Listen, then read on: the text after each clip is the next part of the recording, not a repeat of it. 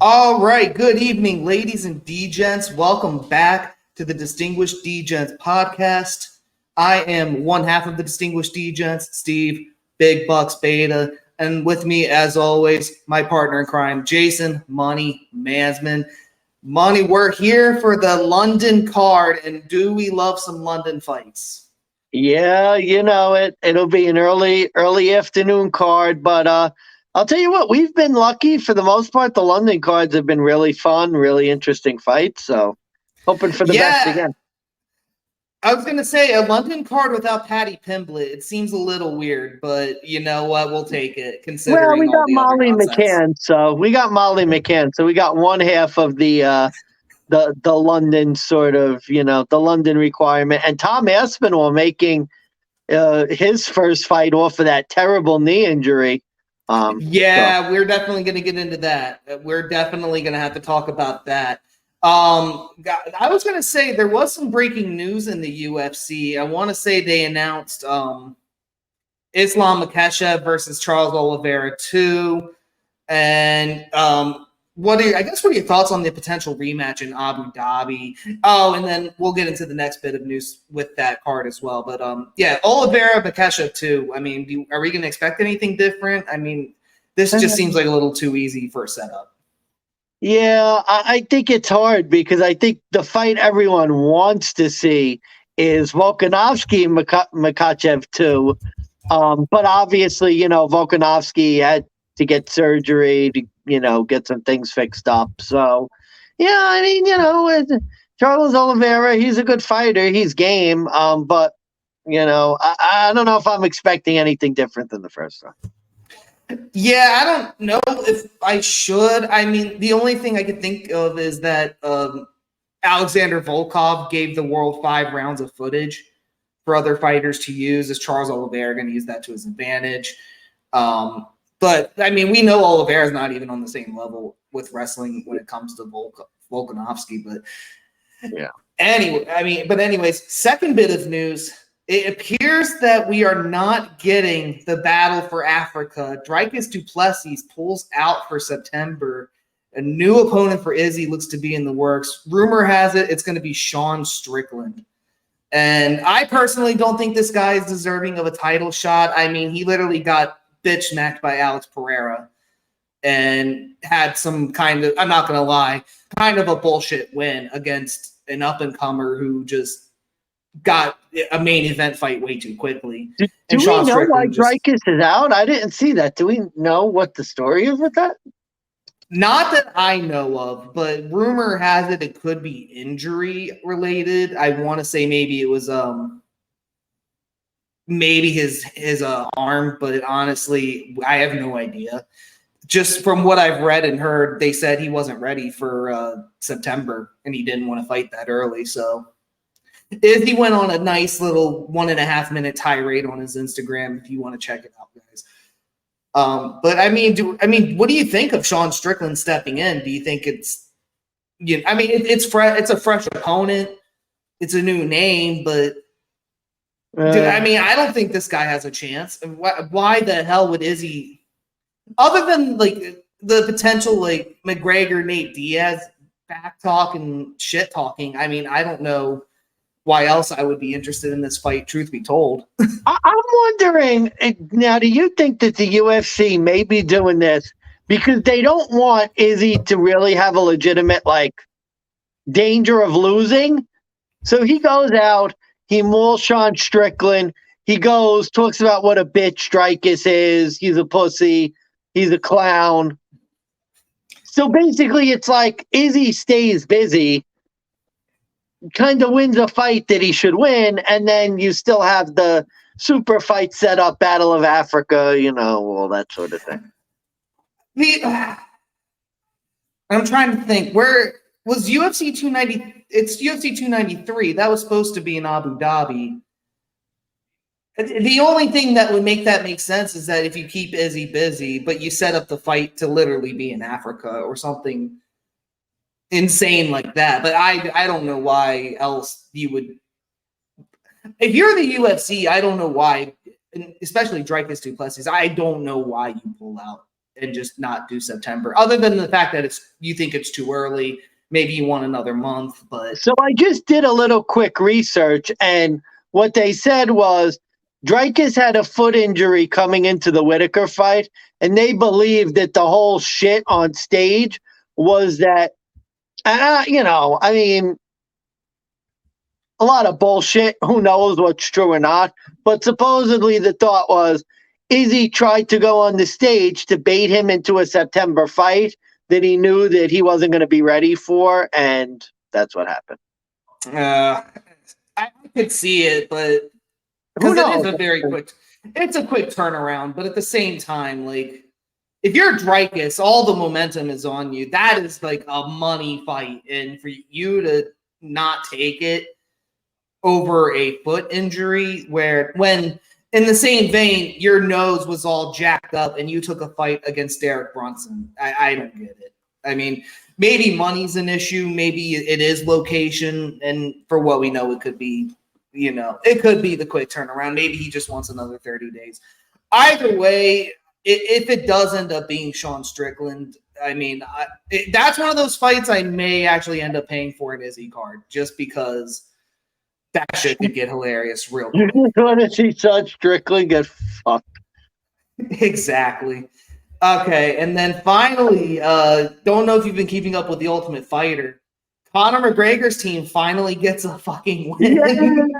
Yay. I haven't kept up with it that much, but I've heard about the endless losing streak. It just kept going and going. And literally they were talking in one episode about doing a trade because no team has ever been swept in Ultimate Fighter history. Yeah. And they were like, we don't know what to do, like, if this happens. Like, do we just send two guys to McGregor's camp and tell them good luck? Like, literally, like, Conor's like, well, all my guys lost. I guess the show's over for me. Like, I'm done. Yeah, I don't know. And speaking of McGregor, he better fucking get his shit together, and he needs to take this Chandler fight, or else he'll, unless he's got something serious going on with legal troubles. There's no reason for him to not take this fight at this point. I think I'm out of the Conor McGregor business. Sadly, I think I'm out of the Conor business. I'm afraid. I want to see this one happen. I want to see him take on Chandler. I think it could be a very interesting, very good fight. But again, we've seen McGregor. If he doesn't take this seriously, we already know how it's going to go. We've seen this before. Yeah, is it going to be another BMF championship? Isn't that next week? That bullshit motherfucker championship. Which is crazy because with Jamal Hill now out due to injury, he had to vacate the light heavyweight belt. You now have Jan Blachowicz and Alex Pereira for a potential interim belt, and you don't take it. I don't get, like, I'm surprised the UFC hasn't announced that. Like, that should have been the move to make. You move the card, you make that the main event, but they're just so hyper focused on Gaethje and Poirier for this bullshit BMF belt that, quite frankly, I don't know if any of them actually give a shit about. It's like, I gotta look at Justin Gaethje. Like, has he won a fight like recently? He beat Chandler, and who did he beat last? I'm like, yeah, give me a second. We'll take a look. Let's see. He won a decision against Rafael Fiziev. That's what it was. He had, because he was undefeated. Yeah, he pieced up Fiziev like it was nothing. He lost to Cholos. He got submitted before that. He beat Michael Chandler in a unanimous decision. So he's 2-2 in his last 4. Okay. I mean, I don't know. I could get excited for this. Yeah. I could get excited for this stupid BMF shit. I'm sorry. If it was Poirier versus Gaethje 2 and they left it alone, I'd probably be okay with it as a co-headliner. Because that's a fight. Gaethje won by majority decision. 2 29-28 and a 28-28. So majority decision. That's ridiculous. He won. So, I mean, whatever. We'll see. But anyways, we got a fight night, so a little bit of a different format, folks. We don't generally do the entire card when it comes to a fight night, and especially on this card too. We're not really particularly excited with these fights. But what we will do is we're going to go ahead and give out our best prelim bets for you guys because we believe you guys are deserving of that. And quite frankly, there is always money to be made on the prelims. So, Money Mansmann, I'll defer the first one to you. What is your best prelim bet for this London card? Sure. And it's one of the few that I really felt good about. Not that all the fights are necessarily bad, like Joel Alvarez and Mark Diakiese. I think that could be an interesting sort of fight. I think that could be a banger. I think that could be a fun fight, But my best bet, Ketlin Vieira against Pani Kianzad. I like Ketlin Vieira in that fight. I had a feeling you were going to go for that. I had a gut feeling that was going to be just really good. I mean, Ketlin Vieira's fought good competition. Beat Holly Holm in a split decision, 5-round war. Came off a loss to Raquel Pennington. But you look at Kianzad, she hasn't fought in a while. And when you look at sort of her last win was against Lena Landsberg in 2022. I mean, that to me just seems like sort of the one that jumped out at me as a big mismatch. And I think when I saw it, what's Ketlin Vieira now, odds-wise? Do you have that up? Not on hand, but give me 1 second. I can have it ready. Because what I had originally was open at minus 200, and I thought that was a pretty good price for Vieira, who I think wins this fight easily. And I think Kianzad might even be coming in on short notice. Because I think Vieira's original opponent, the fight was canceled. So it's gone down. Vieira's a minus 150 and Kianzad's a plus 130.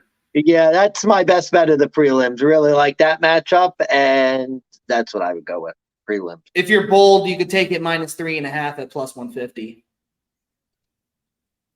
on DraftKings right now. I think you can make an argument for that. I really like Ketlin Vieira, and especially if she comes out strong because Kianzad hasn't fought in a while, in over a year. Yeah, I think that's my play, best prelim pick, and really one of the.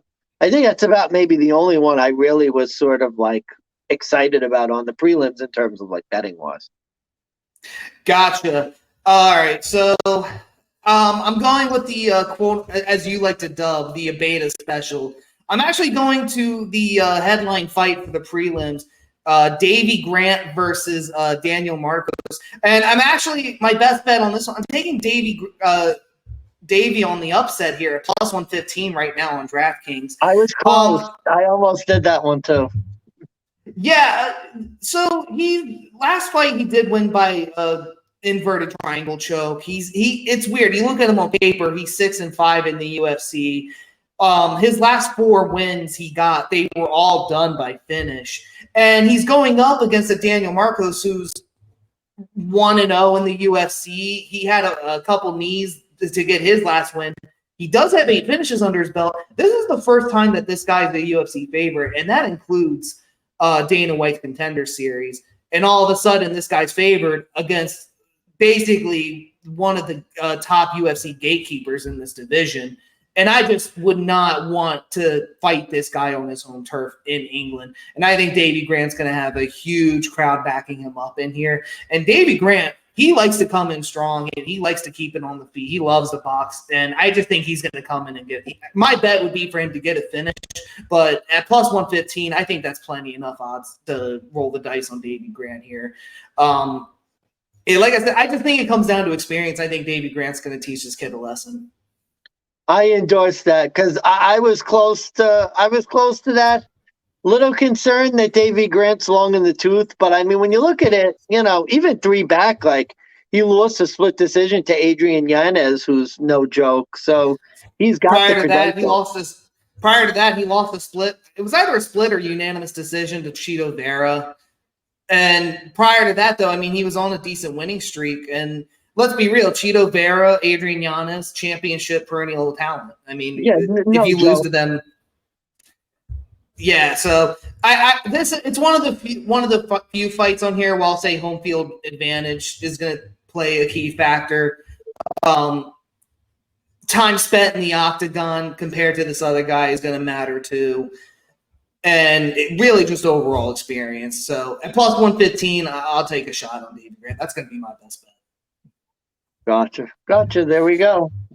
All right. Sadly, I couldn't bet the Mansmann special this time around, but I was a little upset you didn't pull the Mansmann special on me. That's okay. We got the Beyta special to kick it off. The other one, I was looking at it before we started. This wasn't an official play, but just one that caught my eye. Bruna Brazil, she got knocked out by Denise Gomes 2 fights back. If you remember Denise Gomes, she came in. She actually beat, I think it was either you or Sam, had bet against her in a card maybe a couple weeks ago. Denise Gomes all of a sudden has skyrocketed up the rankings. Bruna Brazil was on a little bit of a win streak before. She's fighting this girl, Shawana Bannon, this Irish girl who's beaten basically like 5 tomato cans. Her last fight was against someone 6-5. Then she beat another woman, unanimous decision with a 1-3 record. She's only 5-0. You know me, whenever I see fighters that beat tomato cans, I'm looking to bet against them. So an unofficial play, Bruna Brazil. God, I love it. I'll endorse that over anytime it's a tomato can. You got to take them. One more fight that I will say, but it's a bit chalky. That's why I didn't pick it.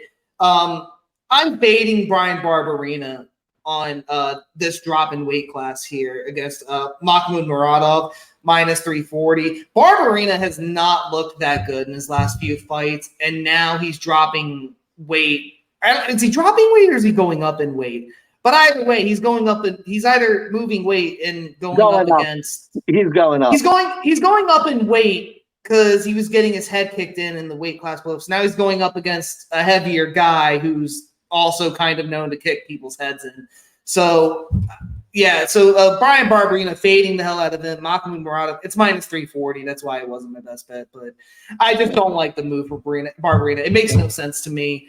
I will say, though, it was refreshing to hear that no fighter missed weight this time around, and we don't have any fat asses to make fun of today, even though we are not the most in shape. But I was gonna say, yeah, we're the equivalent of the pot calling the kettle black, so you know. Of course. All right, here we go. It's 8:00 Eastern time right now. The night before, main card starts 3 p.m. over here on the U.S. Eastern Standard Time. I don't even know what time it starts in London, but it's going to be early. All right, first fight on the main card. We have Lerone, the Miracle Murphy, going up against Josh Coulibaly. Coulibaly 11-1 plus 120. Murphy's a minus 140 favorite, 12-0. This is in the featherweight division. Both fighters won the last fight. Coulibaly by submission, split decision for Murphy. Both are on a win streak. Coulibaly has 3 in a row. Murphy has 4 in a row. 7 finishes for Murphy, 6 for Coulibaly. Murphy 3-0 as a UFC favorite. Coulibaly is 1-1 as a UFC dog. This one I actually kind of struggled with, Mansmann, but what are your thoughts on this one? Who's your pick? Yeah, really close. What did it for me was reading up on Murphy's last fight. Very close fight. They could have gone either way. And honestly, from what I read, like my new thing when I have the time is to look up some of these fights on SureDog to kind of read up and sort of get a reminder on like what happened the last fight. And it actually looked like the guys who were reviewing that fight all thought that Gabriel Santos had won the fight. Regardless, sort of a toss-up type of fight. I like Coulibaly. I think he's a good fighter. So this is not like one of my best bets or anything, but in a close fight where I'm probably going to be getting plus money with Coulibaly, the home field advantage is a little, a little unfortunate. But yeah, I'd probably go, if I had to play it, I'm probably going Coulibaly. But yeah, this could be this could be one of the most like evenly matched fights on the card, expecting it to be good. But yeah, two good fighters, but I'd lean Kulabau here. I'm with you there as well. I'm taking Kulabau as well. Looking at the last 5 fights, I mean, or look, even if we go to the last, oh no, I'm sorry, it is the last 5. His 5 fights ago, he was undefeated. He lost to Jalen Turner, ground and pound in round 2. Since then, had a split decision draw with Charles Jourdain. He won 3 in a row, 2 by decision, but he got the rear naked choke in his last fight against Melsik Baghdasaryan.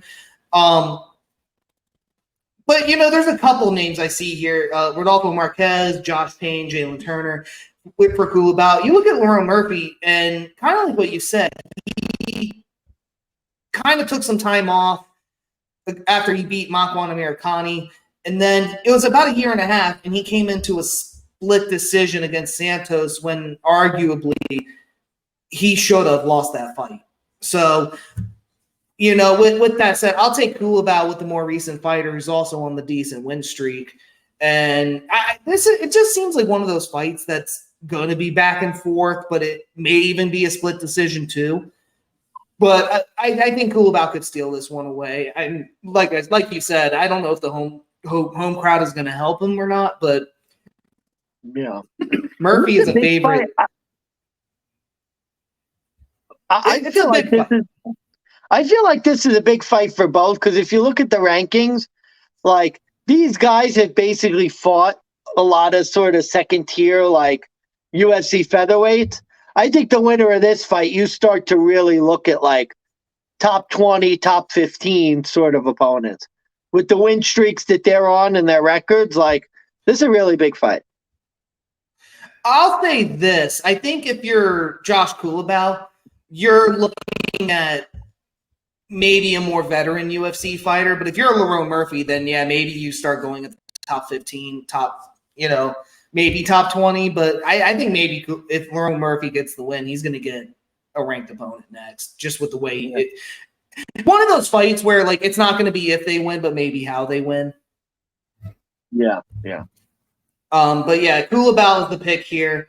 Going on to the next fight, we got Jai the Black Country Banger Herbert, 12-4-1 record, plus 145. Going up against Fares, the Smile Killer Zaim, Frenchman, 13-4, minus 170. They're fighting at lightweight. And got some interesting facts for you here on this one. Last fight, Jai Herbert had a draw against Ludovic Klein.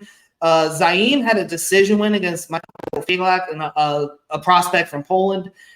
UFC record 3-2 for Zaim, 2-3-1 for Herbert.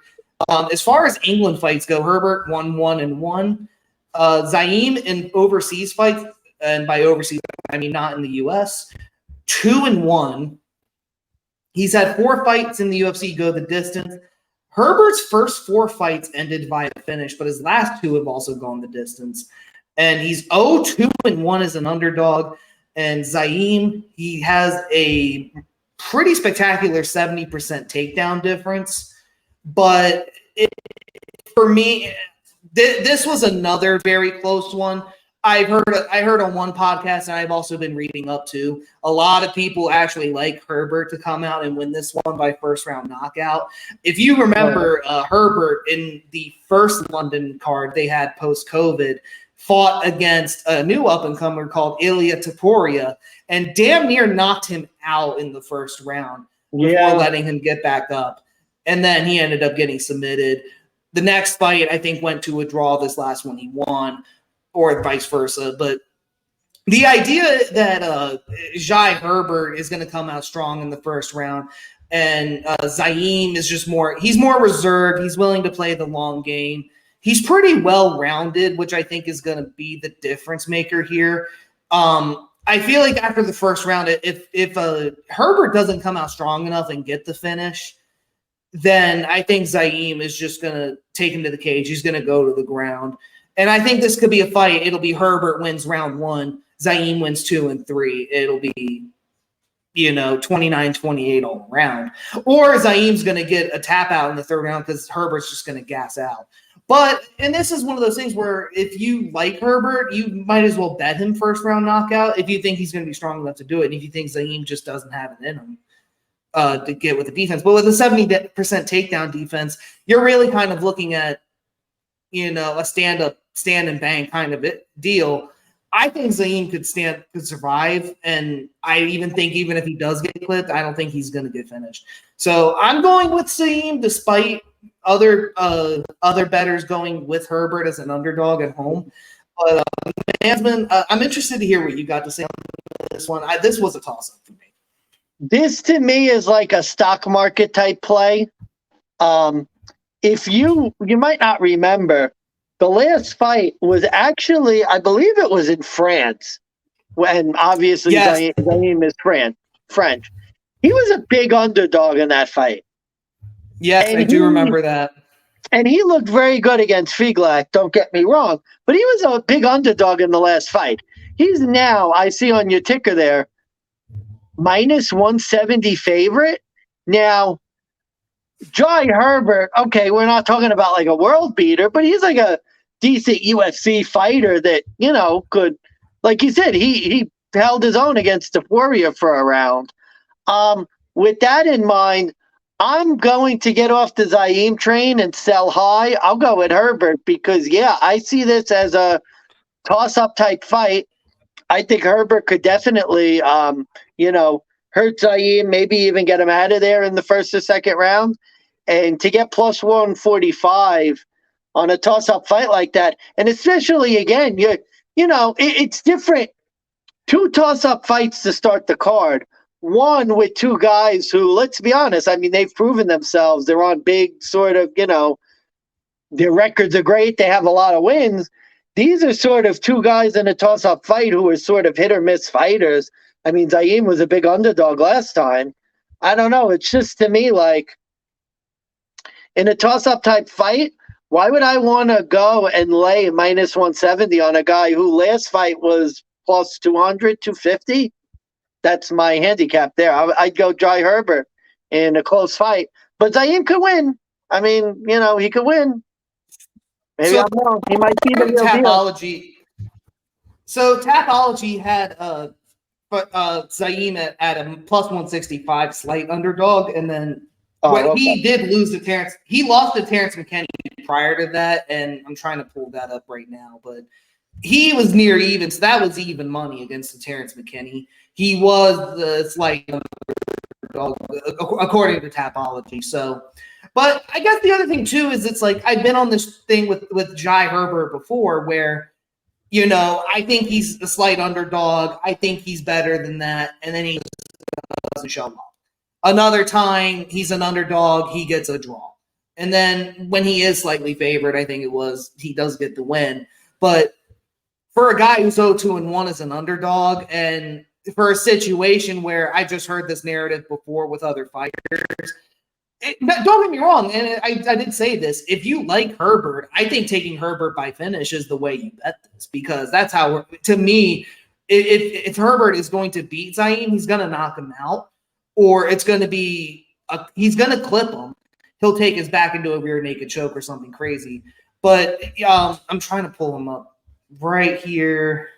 Of course, the computer wants to be slow now, but I was going to say, here we go. Any second. Yeah, his last 4 fights prior to these last 2, so I don't even know how you would want to say that, but he had this last 2 go to decision against probably even keel opponents. The last 4 prior to that, they ended by finish, but that doesn't mean he won. So remember Klein too. This is one where reading the fight definitely helped me remember. This was a fight where it ended in a draw. Herbert was winning the fight easily, and then he hit Klein in the nuts twice and lost a point. That's right. I remember now. That's what happened. I had even forgotten about that too. I might have even had money on Herbert and been really pissed off when the fight was a draw. Because, that was a fight he was winning because he clipped Klein a couple times. And then, and he was, I didn't know this either. He was a big underdog in that fight too. Well, plus 170, I think, is a pretty big underdog. He was plus 170 in that fight and was winning. And yeah, that's good. I'm going to start using Tapology more. I didn't realize. Normally I use SureDog, but I didn't realize Tapology has the odds. So you definitely SureDog is, from my experience, SureDog is good when it comes to like looking into the analytics of the fight itself. If you just want overall stats plus the betting, go to Tapology. Yeah, I like that. That's good. But anyway, that's what I'm going with. So we're gonna go heads up on that one. I don't know how we're gonna go with this one. Hopefully we don't fight, but we'll see. But we got the Bear Jew. Bear Jew dropping weight to middleweight, number 9 ranked out all of a sudden, going up against the number 14th middleweight, Andre Sergipano Muniz. 23-5. He's a minus 215 favorite. Paul the Bear Craig is a plus. What do I have it here? Plus 185 right now. Bear Jew last got knocked the hell out by Johnny Walker in his last fight. Muniz, though, got submitted by Brendan Allen in his last fight. UFC records, the Bear Jew is 8-6-1 in the UFC. Muniz is 5-1. He was 2-0 in the Dana White's Contender Series. Muniz has only had 2 losses since 2014. Bear Jew's on a 2-fight skid, but was previously on a 4-fight win streak. 5-6-1 is a UFC underdog, and Muniz was 3-1 as a UFC favorite. Bear Jew has 13 submissions under his belt. Muniz, 15 in his professional career. So, Mansmann, are we calling the Bear Jew? Is he going to take his big bat of his, beat your ass to death with it? Or by that, is he going to just fall on his back and dare you to do jiu-jitsu? Yeah, it's the big question for this fight, right, is the weight going to be, like, is Paul Craig going to come in and just be massive and just, like, physically bully Muniz? It hurts. You know me. Like, I love me some Paul Craig. Like, he goes in the fucking war paint and, you know, like, but he has not looked good in his last 2 fights. Like, the Volkan Ozdemir fight, like you said, he was crawling on his back, trying to get jiu-jitsu. Johnny Walker knocked his chin into next week. That was sad. Because Johnny Walker is not that good, in my opinion. Like, Johnny Walker should not be a first-round knockout into Paul Craig, but sure as shit it happened, you know? And I'm just wondering is, like, I mean, Muniz minus 200. I mean, is he a little down because he was a big favorite against Brandon Allen and lost? I don't know. It hurts. I probably have to go with Muniz here. To me, you look at the last couple losses, and you kind of have to judge it based on that. If a guy got submitted by Brendan Allen, I mean, looking back now, not a bad loss. I mean, that's about kind of – if you were to give me that fight now, I don't think the odds would be favored for Muniz. I think it would be closer to even, truth be told. Paul Craig, let's be real. I think he was a favorite. I'll have to double check on Tapology, but I want to say he was a favorite against Johnny Walker. Got his teeth knocked in. And then I want to say he was a slight dog against God, who was it beforehand? Volkan Ozdemir. Yeah, he was a favorite there, and he basically lied on his back for 3 rounds. And I remember I had money on him and watched him lie on his back for 3 rounds. Oh, that was brutal. I had money on him too, dude. It was not a good night. I remember we sat there just like shaking our heads, come on, get up. It was like the meme of every Brazilian jiu-jitsu guy, and he's like, "You want to start shit?" And then he just falls on his back, like. Yeah. Oh, come on, bro, get down. If it helps too, he had 2 grappling matches after the Volkan Ozdemir fight. He went 1-1. He lost to a guy named Jed Hugh. Don't even know who the hell that guy is. Bro, you're a UFC fighter. Why are you doing grappling matches, dude? Like, I don't know. It came up. I don't know. It came up, but I know. I saw that too. I'm like, what the fuck are you doing, homie? Sorry, I lied. He was an underdog in both those fights. What, so the grappling matches or the UFC fights? the UFC fight. Could you imagine? You got a UFC fighter, he goes to a grappling match, and he's like a plus 600. That would be It could funny. happen, though. That's the crazy thing. It could happen. Oh my But God. I don't know, man. Like, you want to bet the bear, too, because you're a fan of his, but you look at Muniz and everything just points to this guy's the real fucking deal. I mean, what's Paul Craig going to do if he goes on his back? What do you think Muniz is going to do? Muniz has 15 submissions under his belt. I could argue Muniz will tap this guy out. Like, that would just be the worst. Especially, too, if Craig is rocked, which he probably will be. He'll fucking be seeing stars. And I mean, head and arm choke, like, that's possibility. I mean, it's possible. So as far as advantages go, dropping weight, he only has a 2-inch height advantage, but Muniz actually has a longer reach with 78 inches over 76, and leg reach, according to UFC, is the same. You look at significant strikes, Muniz has 49%, Craig has 46%. Absorbed per minute, 2.8 for Craig, 1.74 for Muniz, 54% takedown defense, 47 for Paul Craig. I mean, takedown defense. Sorry, that was significant strike defense. Takedown defense, Craig does have an advantage, 50% to 41. But I mean, it looks dead even otherwise. And I just literally, Paul Craig dropped weight. He got like the worst fucking possible opponent he could. yeah. And you know what the sad thing is? I've seen this before.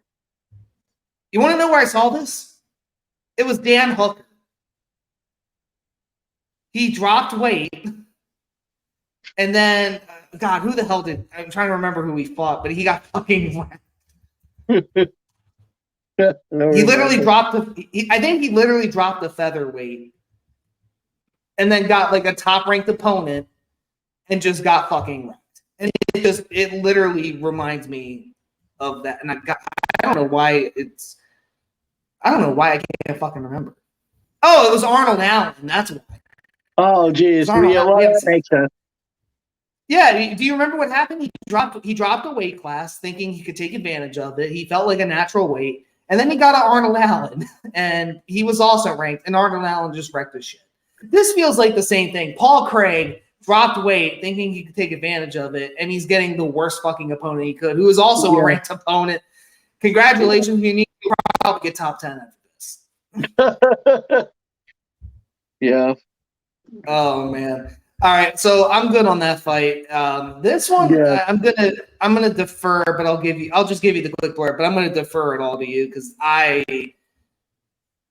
spent a lot of time on this fight. I'll just say that. But we got Nathaniel the Prospect Wood featherweight fight going up against Andre Touchy-Feely, and I don't care who you are, that is the best UFC nickname for any fighter I have ever heard in my life. Touchy-Feely, 22-9-0 and 1 no contest. He's a plus 165 underdog. Nathaniel Wood, minus 195. He's 19-5. Both won their last fight. Feely got a split decision against Bill Algeo. Charles Jourdain versus Nathaniel Wood went to decision in favor of Wood. 10-8-0 and 1 UFC record for Feely. 6-2 for Nathaniel Wood. All right, Mansmann, like I said, I'm going to defer to you because this one, like, it looks too easy, but I have some other thoughts, but I want to get what you have first. So there was a part of me that really wanted to get to Feely, and I just couldn't get to Andre Feely. Couple of benchmarks. You look at Feely's record, like, other than Bill Algeo, I think he lost maybe like 3 out of 4 or maybe even 3 in a row before that to some guys who were not very good in fights like Joe Anderson Brito. I didn't even realize he was fucking favored like minus 235 in that fight and got knocked out in the first round. So his record, number one, I couldn't get there. And number two, I looked at the Charles Jourdain because they both fought Charles Jourdain. Feely won in a toss-up split decision. Nathaniel Wood just fought Jourdain, and it was a walkover. Yeah, it wasn't even. So looking at that, like, you know, Charles Rosa, Nathaniel Wood walked him over too. Like, just looking at the recent records and where they were trending, I really wanted to get to Feely, but I almost think that Feely might be on the downswing. He's been dropping in the rankings. I think he got up to like 20s.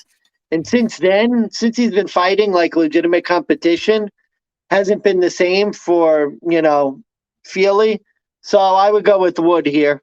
I'm taking Nathaniel Big Wood over Andre Touchy Feely. I love that. Okay, so I got a doubleheader here for you. And this is going to be a double play. Maybe a middle situation, but here's the stats I'm going to give you. Yeah, so Touchy-Feely, his last 4 fights, 1-2-0. He had a 1 no contest due to an eye poke. Here's the thing. You look at Nathaniel Wood, he's 19-5. He has 14 finishes under his belt. His last 4 fights have all gone to decision. And it just seems like every time he fights someone of his caliber or a UFC veteran or somebody who's a bit harder, this was a guy who went from finishing people to going to decisions, which isn't always a bad thing. It shows patience. Maybe sometimes it shows maturity. But to me, when I see this trend, I just see a guy who's not fighting tomato cans anymore, and he's not doing the same type of performance that we should be expecting. Touchy-Feely, I think, is a guy who, 4 fights ago was saying how he wants to be respected. He wants to get back in the top 15 rankings. He really wants to make a legitimate run before he retires because he's getting up in age. He fights a team alpha male. I mean, that's been a respected gym for years. It just seems like one of those fights where Nathaniel Wood, even though he's on his home turf, and Andre Feely, who's from California, and that's going to be a longer distance. I just don't know if I don't know if this is a test for Nathaniel Wood or if this is a test for Andre Feely.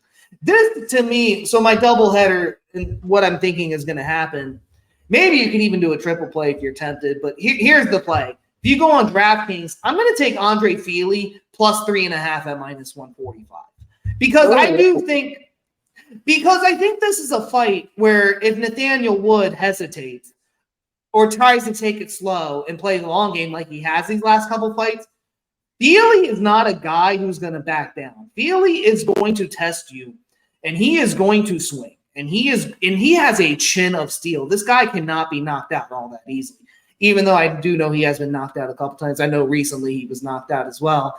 But generally speaking, this guy, he does have an iron chin. He doesn't really he'll stand and bang if you really want him to. Nathaniel Wood, I think, just doesn't seem like a guy who's going to finish anymore. Like, there's guys who try to win, and then there's guys who try not to lose. And just kind of looking at his last few performances, it just seems like he doesn't want to lose. So I just think this is a fight that goes to decision. Ideally, though, I am taking Nathaniel Wood to win. So my doubleheader is Feely plus 3.5 at -145. But I'm going to take Nathaniel Wood to win by decision at plus 100 as well. Because I could see this being maybe first round Wood, second round Feely, third round for the win, and it goes towards Wood.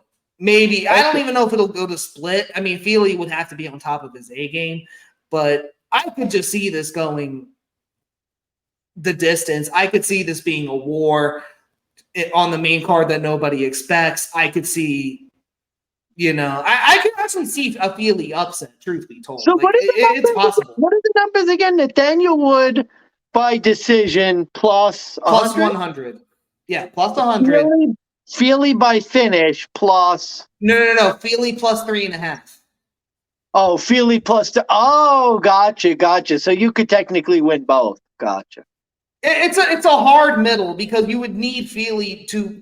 You would need all 3 judges to score in favor of Feely for a 1 round minimum. Yeah. You almost would need them. Decision.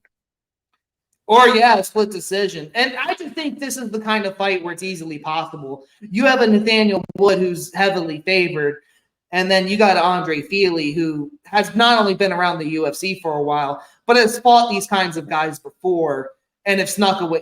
He's at least snuck away a victory, or he's taken them to a close decision. I just don't think Nathaniel Wood, for a guy who was known for finishing but just hasn't done it in a while, I don't see him doing that with Andre Feely. So that's just kind of my play. I think this goes the distance, and that was my third play, but I just don't have the odds on me right now.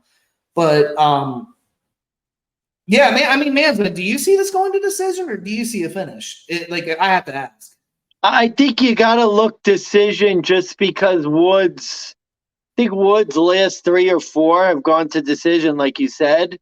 So, yeah, I mean, I could definitely see it going to decision. Feely's going to be game, so I'm not saying it'll be a boring decision.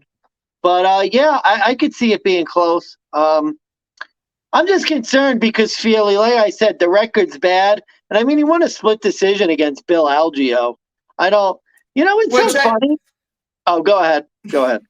I was going to say, I do know the split decision with Bill Algeo.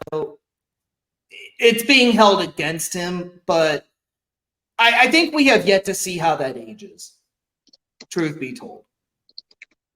But anyways, go ahead. Oh, no, I was just going to say, it's so weird because Bill Algeo, he fights out of King of Prussia, Pennsylvania, not too far away from where I grew up. I actually had a teacher named Bill Algeo, and I swear to God, I've wondered if this guy's like his son, and I wouldn't know it. I swear to God. That's insane. That's a true story. I don't know if it's true or not, but yeah, I had I think 2nd or 3rd grade or 4th grade teacher, Bill Algeo, and this guy's fighting out of the Philly area. So anyway, just that's amazing. Little aside. That's So fight to go the distance was -200. So I mean, I think the odds kind of swing my way, and I just think I'll give you credit. I think Nathaniel Wood is the play, but I think if you're going to do it and you're looking at this kind of fight, I'm going to take a chance and middle it. I'm going to try and take Andre Feely at +3.5. Even if you're not trying to middle, try it as a hedge. I mean, truth be told, if Feely ends up with the upset, you get him at +3.5. You could, and that's why I'm saying the middle situation. If Daniel Wood wins and it's 29-28 universal, that's a double hit. Yeah, and I just think this is the kind of fight where that happens. But we'll see, man. We're gonna get excited. We're going into the co-main, man. And I can't wait. We're going to fucking rant. I got some fucking feelings. But, all right, co-main event. It's Molly Meatball McCann at home turf, going up against Julia Stoliarenko. Flyweight fight in the women's division. Meatball is 13-5. She's a -210. Stoliarenko is a +180. She's 10-8-2. Both of them are coming off losses. Molly Meatball McCann lost by submission to Erin Blanchfield in the first round. Stoliarenko got knocked out by Chelsea Chandler. Meatball is 6-4 in the UFC. I couldn't believe that she's been in the UFC for 10 fights. That actually shocked me. Here's what shocked me even more. Stoliarenko, 1-5 UFC record. This is the same argument I made with Chase the Vanilla Gorilla Sherman. Why is she still here? Why is she in the UFC? Why is she in a co-main event for a fight night? Bro, how is she only a +180 or whatever she is? I don't fucking get it. I mean, she has height and reach advantage. That's cool. I remember seeing her getting ground and pounded by Chelsea Chandler and thinking, well, she's out of the UFC. Yeah, that's what I thought too, but no, Julia Stoliarenko's back. She's going up against Meatball McCann, who in her 2 fights in London won both by spinning elbow and spinning back fist. Meatball has 6 knockouts under her belt in the UFC. Or sorry, not in the UFC. She has 6 knockouts under her belt professionally. Julia Stoliarenko, not 10 wins, 9 of them by submission, all via armbar. So, I mean, if that was a fucking prop bet, there you go. I mean, Erin Blanchfield submitted Molly McCann, but I feel like that's Erin Blanchfield. That's kind of blasphemy to give Erin Blanchfield's name in the same sentence as Julia Stoliarenko. All right, so significant strikes. 5.72 landed per minute per Molly McCann, 2.75 for Stoliarenko, 50% significant strikes to 41 for Meatball, 63% defense for Molly McCann, 44 for Stoliarenko. We'll go to the grappling. Maybe that'll help. 62% takedown defense for Stoliarenko. 25% takedown accuracy, though, which is less than Molly's, which is 35. And, here's her takedown average per 15 minutes. 0.7. Stoliarenko can have sucks. I'm sorry, this chick sucks. Stoliarenko's gonna have a reach advantage. Height and reach. I mean, is she gonna use it though? No. Come on, what are we doing? Dana, what are you doing? I know what you're doing. Here we go. Molly McCann lost to a real UFC fighter, so now we have to go back to giving her tomato cans in her own town to make her feel better. Why? I'll tell you why. I don't know. It doesn't make sense. If it doesn't make sense, you must bet on Meatball. Yeah, Meatball is my best bet too. Yeah, this one again. I saw Stoliarenko getting ground and pounded the last fight, and I remember I was like, "Oh, it's that woman from Lithuania again." Oh yeah, she'll be out of the UFC. I'll never see her again. Yeah, she's gonna get killed. I can only imagine if Molly loses at home to this chick, that she'll never. I just think if Molly literally, like, Molly hits her in the face once, Stoliarenko is a fucking damage sponge. Like, I mean, you've had to have seen her fights. Like, she gets fucked up, like, all the time. It's not even good. It's like she gets wrecked. I mean, her last win, her really only win, like, in this era was against Jessica Rose Clark. Come on. Is she even in the UFC still? 11-9, Jessica Rose Clark. She might have gotten dropped since her last loss. God, hold on. I got 3 in a row. Oh, that's what happened. Julia Stoliarenko broke her arm in the arm bar. That's what happened. I remember now. That's why that sounded familiar.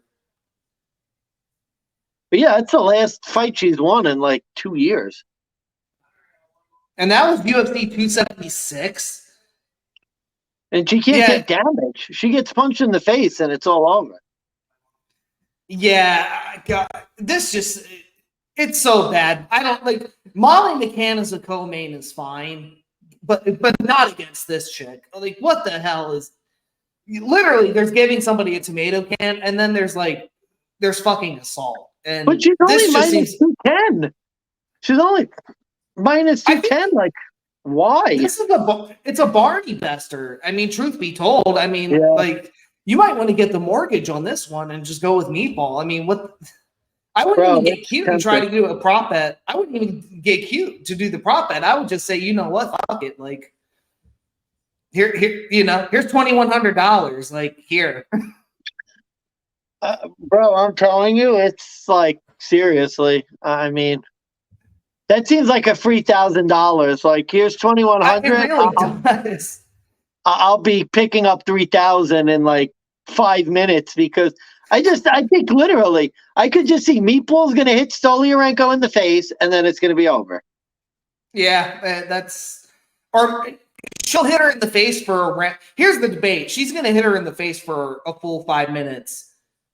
Does Stoliarenko go down and just take the finish, or does she actually go to round 2? I mean, maybe she'll make it to round 2 and then continue to get hit in the face.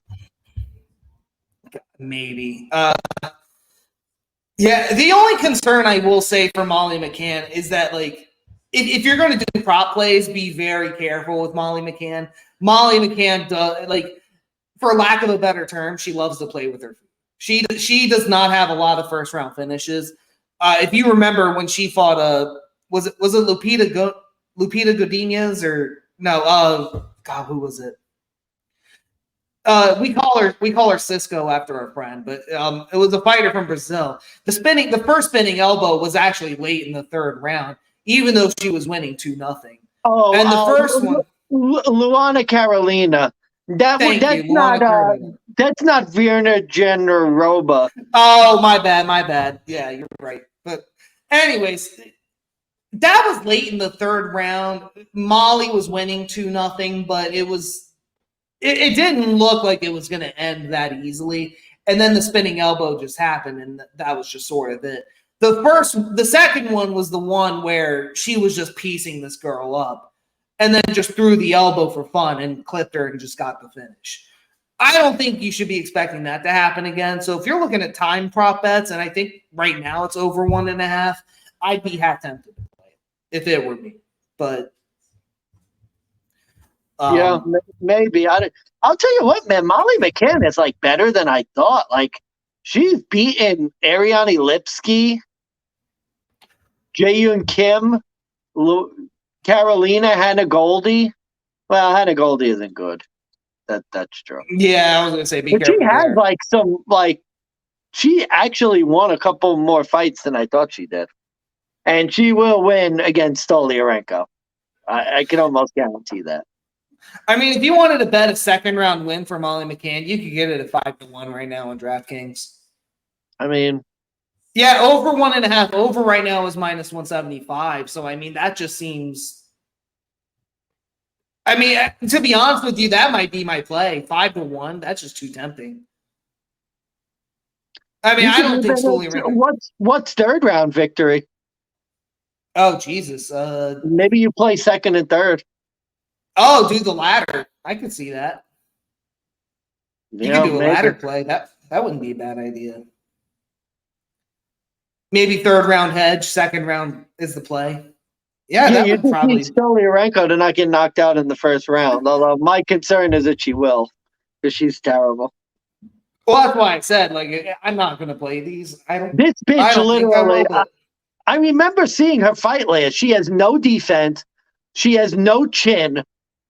Like, she is just a punching bag. Like, no stand up. No. She is just. I bet on her to win against Jessica Rose Clark, too. That's the funny thing. Like, I literally bet on her once, and she won. But never again. It's absurd. Yeah, no. Molly McCann by decision, +225 is the lowest odds. Are we missing something? I don't get it. I think she's going to knock her out. This doesn't make sense. I don't understand why they're even saying this is going to go the distance. Is this like the bias of it's a chick fight, so we don't care? Like, I mean, because if it is, I'll take advantage of it. But at the same time, like, I don't think they know how bad Stoliarenko is. They don't know. That must be it. Molly McCann -3.5 is -120 right now. McCann to win by knockout +140. Like, they're giving us plus money for a knockout. Like, they don't know. Honestly, that is really, really tempting. That might there might be a chip flicked in that direction. I'll probably flick 2 chips. I ain't gonna lie to you. On a knockout, I'll probably flick that. I don't know about round props. Let's see how I've done on the card up to then. Maybe it'll be 2 chips. All right, are we ready for the main event? Yeah. Let's get into it. Let's get into the main event. It's Tom Aspinall versus Mansmann. Tybura. Tom Aspinall, number 5 heavyweight. Tybura, number 10. +350 for Tybura, -475 for Aspinall in his hometown. As we mentioned earlier in the podcast, Aspinall went down by a knee injury 15 seconds into his last fight against Curtis Blades. Mansmann Tybura got a decision win against Blagoy Ivanov. Who the fuck knows who he is? I don't know, but that's okay. Aspinall 5-1 in the UFC. Tybura 11-6.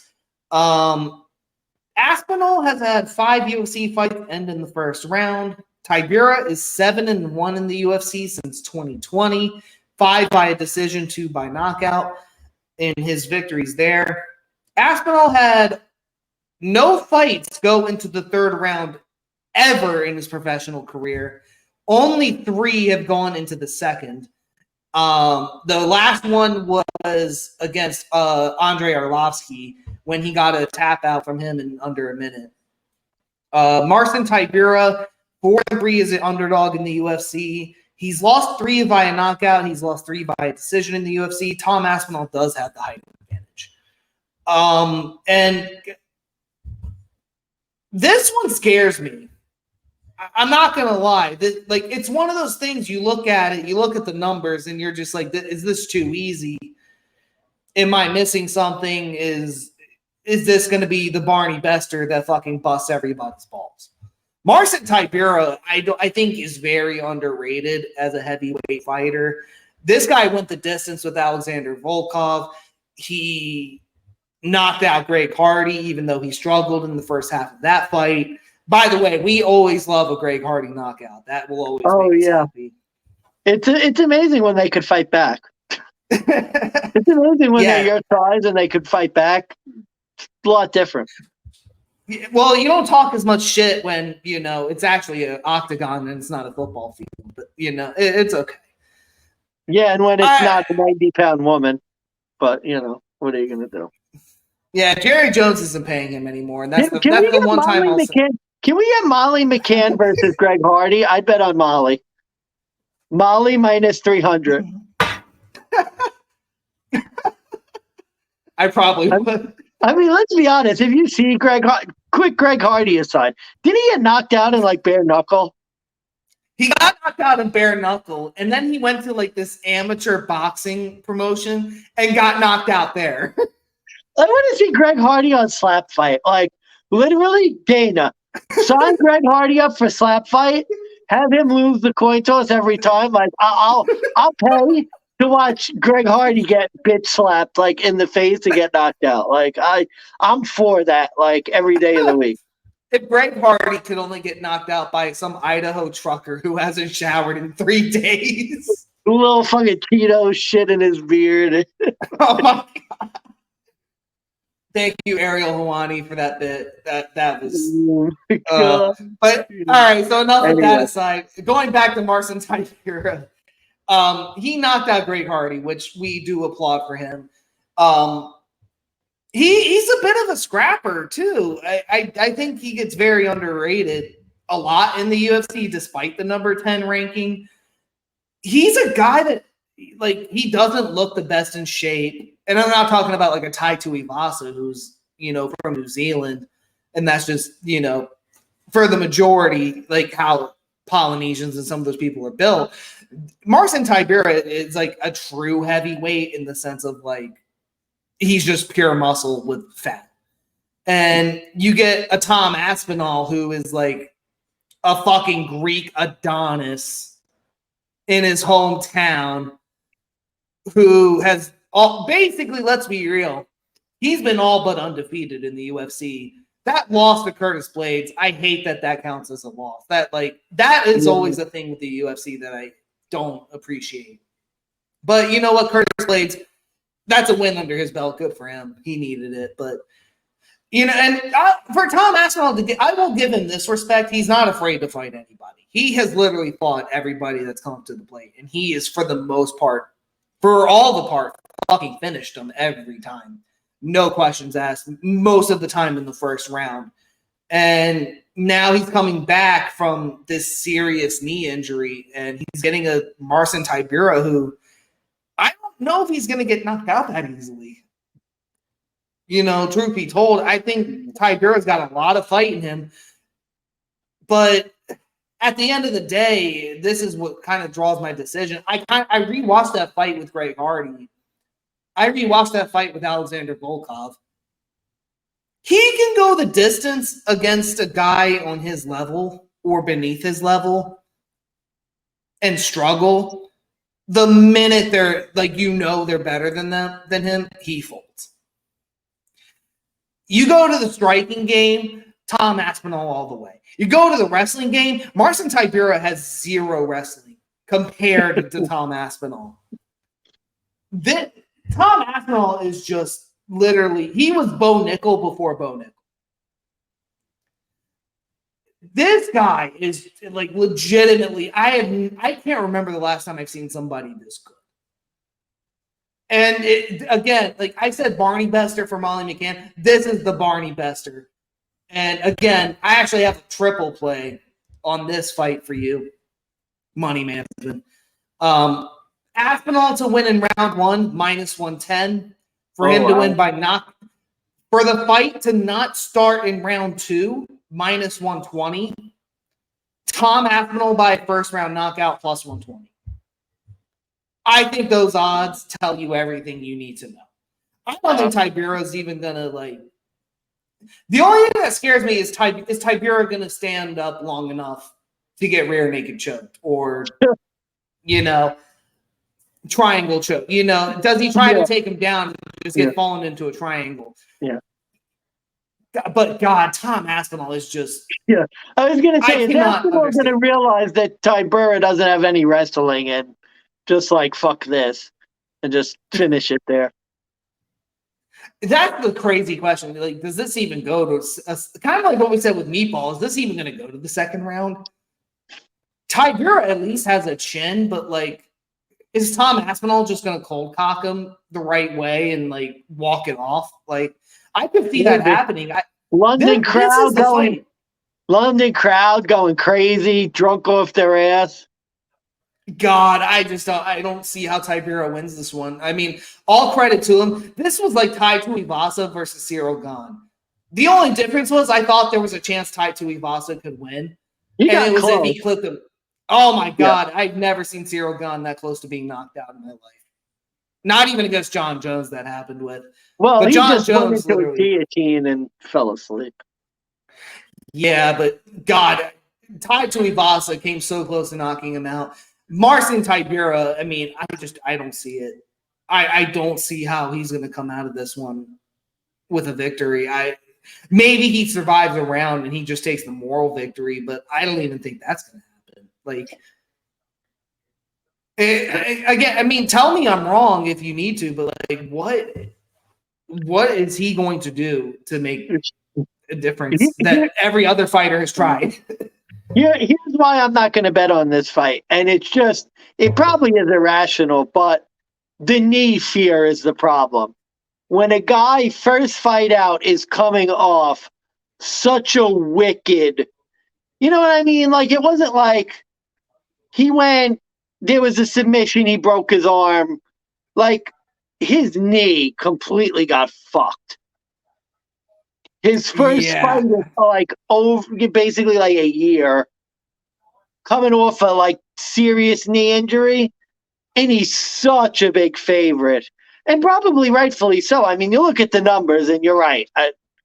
Tom Aspinall is the real fucking deal. Like, he's a killer. We've always said this. There's levels to this shit, and Tom Aspinall just time and time again fucking rises above that level.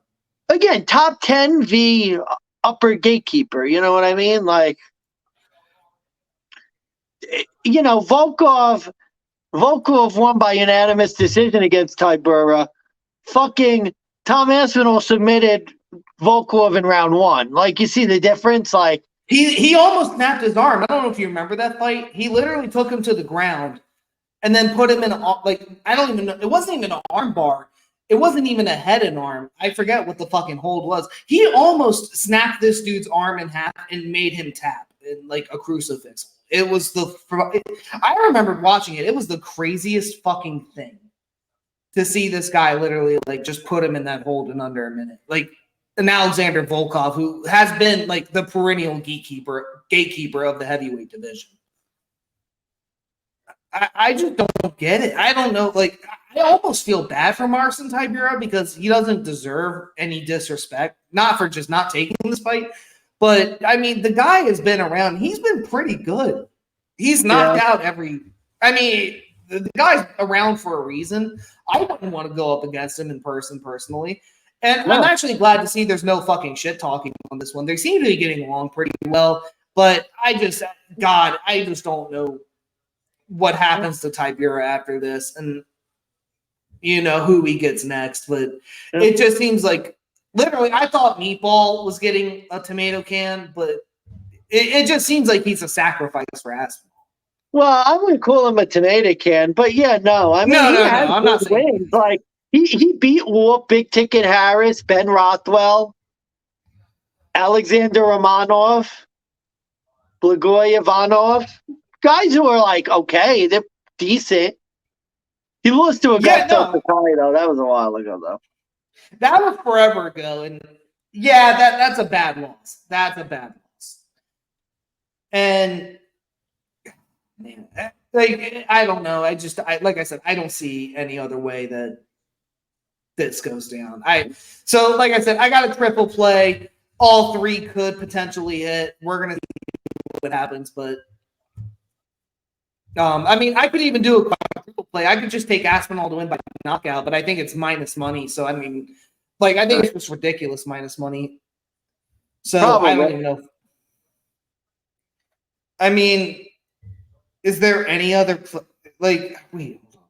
No, not for me. This is a no play for me because the knee injury. So what's with the knee? That's, I mean, under 1.5 rounds minus 175. There you go. Here's another bet.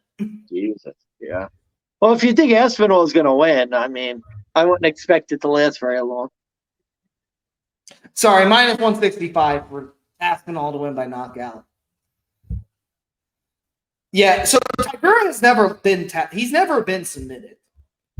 And I think that's what they're playing into here with these odds, but I don't know, man. Like, I don't know. He's been knocked out. See how this is a no bet. How is this a no bet for you? Like, I mean, this is my really barn high, and I have a guy coming with a really bad knee injury, and if he's tentative, you never know. I mean, like, I could see him being a little tentative. It could happen. I mean, and especially against the Tybura, who is sneakily good. He's not. I mean, that's the only thing that scares me because you don't know. Like, you're never 100% sure. Are we going to get Tom Aspinall or are we going to get 40% Tom Aspinall? And like, again, you know, if it was like minus 150, maybe. Do I really want to risk getting 40% Tom Aspinall at minus like 400? No, I don't really think I do. I think, I mean, for me, like I know you brought up the ladder with Molly McCann. I played the ladder here just out of precaution. So I would take Aspinall to win in round one. That would be my big bet. Hedge in the second round, re-hedge in the third, and then just try to split the difference there. But I don't know, man. Like, the knee injury's bad, but I mean, he's taken enough time off for me to not be too concerned about it. And he's getting a guy who doesn't really wrestle. Like, if this was John Jones versus Tom Aspinall, I'd be on your side. I'd be like, what the hell are we, like, no.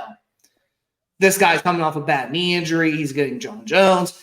Even if it was Cyril Gahn, Tai Tuivasa, I'd say, you know, maybe we'll split the difference. But for me, I think looking into the knee injury too much it's avoiding free. I don't want to say free money, but it's avoiding money. Could be right. We'll find out. But that's all I've got on that fight. And like that, we're through the main card. It's the card. All right. Brief recap. Give us, let's see, your prelim best bet, and then your best bet for the main card, and then I guess your dog in the main card. Sure. So prelim best bet, Davey Grant, plus 115 as the headliner for the prelim fights. Best bet, Jesus, God, where do I want to go here? Best bet, Aspinall to win in the first round, 110. Dog, I'm going to take Josh Kulabau plus 120. Other plays, I got Andre Feely plus 3.5, and then Wood to win by decision as a middle opportunity. Those are my bets for you guys. Mansmann, give me your prelim bet one more time. Give me your best bet. Give me your dog, and then give me one bonus bet for the people. Sure. So Ketlin Vieira, my best bet of the prelims. I'll also give you a dog of the prelims as well, Davey Grant. We talked about that. I like that one. My dog of the main card, just want to make sure I'm with you. Kulabau would be my dog, although I am interested in Jai Herbert, but I'll go with Kulabau as my dog. Best bet, Molly McCann minus 200. That's ridiculous. And I'll give you, and as a bonus play, I'll give you, call it the Three Queens parlay. The three women's fights on the card: Molly McCann, Ketlin Vieira, Bruna Brazil. And that should What's get the you. payout? What is the payout? I have to hold on. Bear with me 1 second. You're good. You're good. Let me see if I can pull that up real quick. But yeah, I'll call that the Three Queens. The Three Queens. That's thick. We'll have to post that. Fitting London card, makes sense. So let's see. Ketlin minus 146. Yowza. And then sheesh. Brazil. Oh, that's sad. Plus 322. Only plus 322. Only 3-1. I know. That's disappointing. 3 for the price of 1. I guess Three Queens, 300. Plus 300. All right. I'll give out the parlay. So we're going to go Molly McCann money line. We're going to go Tom Aspinall to win in round 1. And I'm going to go Andre Touchy-Feely plus 3.5, plus 361. That's not good. That's not good. We're going to do that. Here we go. We'll parlay that with a Josh Kulabau money line. That's a lot better. 524. So Josh Kulabau money line, Molly McCann, Tom Aspinall round 1, plus 524. And that is the Big Bucks Beyta parlay. Mansmann, any final thoughts before we sign off for the night? Okay, sure. Just real quick. If you do Molly McCann by KO or TKO with the other two women, plus 680. Whew. Let me just check that real quick. I want to see what Molly McCann plus that's about Bruna Brazil, Ketlin Vieira. Oh, this is going to be tempting. So if I change mine to Molly McCann by knockout, so Tom Aspinall to win in round 1, any method. Josh Kulabau money line, Molly McCann to win by knockout, 9-1. Damn. Oh, that could be the Big Bucks Beyta parlay right there. Oof. All right. That'll be those are my picks. We'll get them out on the YouTube channel and the shorts. We're going to get that out on the Twitter as well. Final message. We always enjoy the UFC England cards. It is always full of degeneracy. Cannot wait for this. This is going to be a good time regardless. I am Steve Big Bucks Beyta. This is Jason Money Mansmann. Thank you for joining us, Degents. You all have a pleasant night. Enjoy the early UFC card, guys. And as always, make that motherfucking money. Let's fucking go. Night, guys. Good night.